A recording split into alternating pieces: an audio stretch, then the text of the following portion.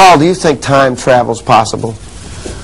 Well, first of all, we all are time travelers. I mean, we travel into the future 1 year at a time. It takes a year to do it.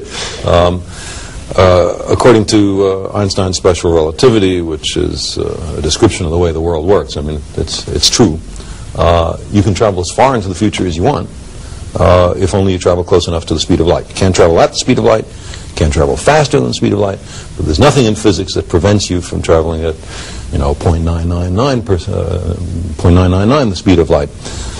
And then time for you slows down.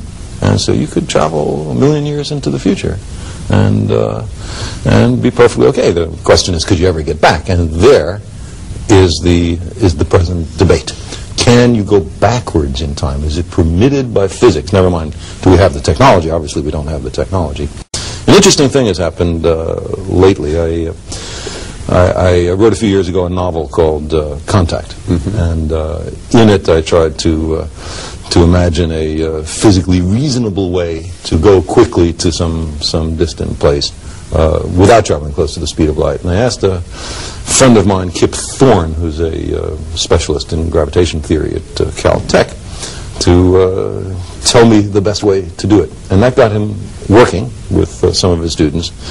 And so they developed a most interesting theory of wormholes, so-called sort of quick paths through space-time that seem to be permitted by the laws of physics, although it would require a very high advanced technology, much more advanced than us, to do it. A part of that is that time travel seems to be feasible. And so it is barely conceivable that a very advanced civilization might be able to travel both into their far future and into their past.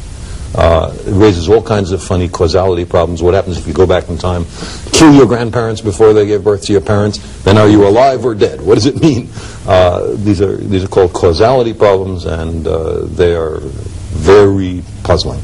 So I would not say we understand this issue, but there's been some most interesting progress recently because of the work of Kip Thorne.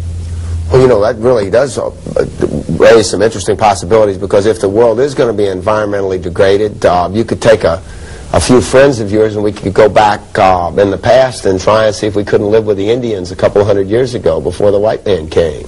The trouble is that to be able to do that, you need such an advanced technology that with that technology you could solve our problems, or at least solve us. We may be more the problem than the technology.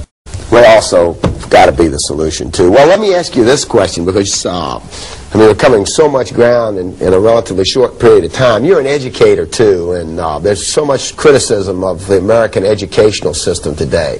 Is that criticism valid, and what can we do to improve our educational system? What needs to be done? It is valid, and if you compare how American kids do compared to kids of the same age in other countries, and they do miserably. I'm not talking just about kids in Japan or Germany or the Soviet Union.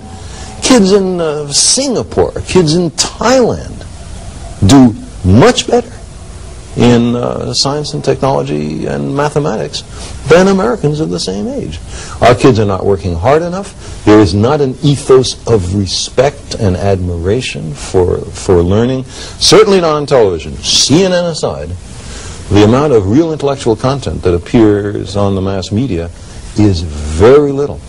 The amount of time kids work, the amount of homework, the salaries of teachers, the encouragement of really good teachers, all of that is in a desperately bad situation.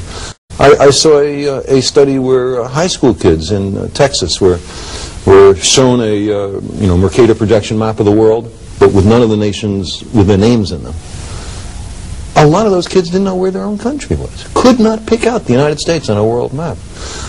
Some ridiculous number of them, 25% or something, when asked where the Soviet Union was, pointed to Central America. What do we do about it? How can we improve our educational system? One thing you can do is you can put a lot more federal money towards improving the education in the schools, which is, of course, a state function as specified in the Constitution. The Constitution doesn't say that the federal government can't help to educate its own children so that the United States will be in reasonable shape in the future. Don't we spend more money than any other country on education by far? No, I don't think so. Not per capita.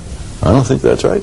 And the ethic of hard work, the ethic of... Now that money, I really question whether it's a total money problem. Ted, I know many cases of very bright men and women who are coming out of college who temperamentally would like to be teachers, but the amount of money being offered by industry is so much larger than the amount of money that's offered as a teacher that for financial reasons they go off in that direction. Do you think that problem could completely be solved with money? Money alone won't do it at all. Not at all.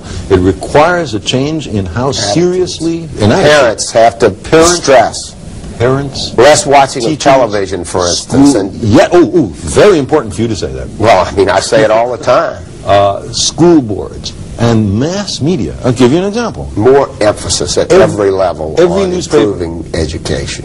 Absolutely. Every newspaper in America, with very few exceptions, has a daily astrology column.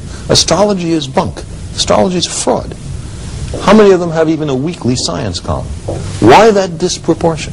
How much real science is there on? Well, they say they're giving them, that's what the networks all say. We're just giving the American people what they want. And that, you know... And we're dragging ourselves down and down and down over the last 40 years. I know, I mean, I've seen it.